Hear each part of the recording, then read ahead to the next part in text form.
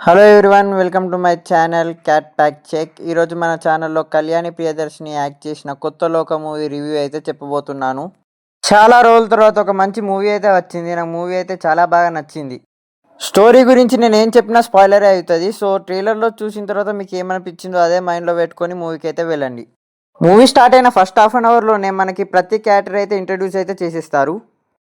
Movie start అయిన 30 మినిట్స్కి birthday party sequence అయితే స్టార్ట్ అవుతుంది. ఆ సీక్వెన్స్ అయితే చాలా బాగా హ్యాండిల్ చేశారు. అక్కడ కామెడీ అయినా, ఫన్ అయినా, ఎమోషన్ అయినా, ఒక చిన్నపాటి టెన్షన్ సీన్ అయినా, ఒక 20 మినిట్స్ సీక్వెన్స్లో చాలా ఎమోషన్స్ అయితే మూవీ టీం చూపించారు. అక్కడ చాలా బాగా క్యారీ చేశారు. ఆ సీన్ని చాలా బాగా తీశారు.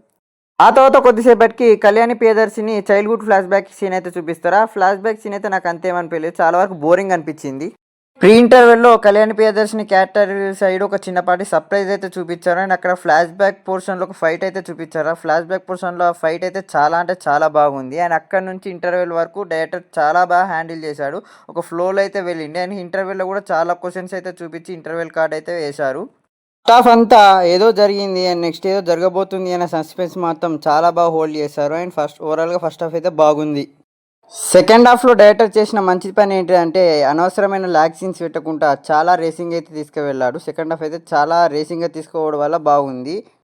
సెకండ్ హాఫ్లో చాలా పెద్ద పెద్ద మలయాళం యాక్టర్స్ క్యామియోస్ అయితే ఉన్నాయి. క్యామియోస్ అయితే చాలా బాగా వర్క్ అయ్యాయి అండ్ చాలా బాగా ఉన్నాయి క్యామియోస్ కూడా. పోస్ట్ క్రెడిట్ సీన్ కూడా బాగుంది. అండ్ ఎస్పెషల్లీ మలయాళం మూవీ లవర్స్కి అయితే పోస్ట్ క్రెడిట్ సీన్ చాలా బాగా నచ్చుద్ది. చాలా రోజుల తర్వాత ఒక మంచి మూవీ అయితే వచ్చింది. థియేటర్లో అయితే మిస్ కాకండి. మ్యాక్సిమం అయితే మీ ఫ్యామిలీని తీసుకొని వెళ్ళడానికి ట్రై చేయండి. బట్ చాలా సీన్స్లలో వైలెన్స్ అండ్ బ్లడ్ అయితే ఉంది, కాస్త చూసుకొని వెళ్ళండి. డైరెక్టర్ అరుణ్ చాలా వరకు మూవీ తీయడంలో సక్సెస్ అయితే అయ్యాడు. ఎస్పెషల్లీ సెకండ్ హాఫ్లో క్యామియోస్ చాలా బాగా హ్యాండిల్ చేశాడు. సో ఒక మంచి మూవీ అయితే డెలివర్ అయితే చేశాడు. మ్యూజిక్ డైరెక్టర్ జేక్స్ బిజాయ్ గురించి ఎంత చెప్పినా తక్కువే. ఆల్రెడీ మీకు తెలుసు సరిపోదా శనివారంలో ఏ రేంజ్ బీజం ఇచ్చాడో. ఆ రేంజ్ కాకపోయినా ఈ మూవీకి తగ్గట్టు చాలా బాగానే చేశాడు బ్యాక్గ్రౌండ్ మ్యూజిక్ కూడా. ఎస్పెషల్లీ ఫస్ట్ హాఫ్లో ఒక బర్త్డే సీక్వెన్స్ అని చెప్పాను కదా, ఆ సీక్వెన్స్లో మాత్రం జేక్స్ బిజాయ్ మ్యూజిక్ అయితే అద్దరగొట్టేశాడు. చాలా బాగా ఇచ్చాడు. మూవీ మొత్తం ఒక ఎత్తు, ఆయన సీన్లో మాత్రం కళ్యాణి ప్రియదర్శిని ఎంట్రీ కాడ చాలా బాగా ఇచ్చాడు బ్యాక్గ్రౌండ్ మ్యూజిక్.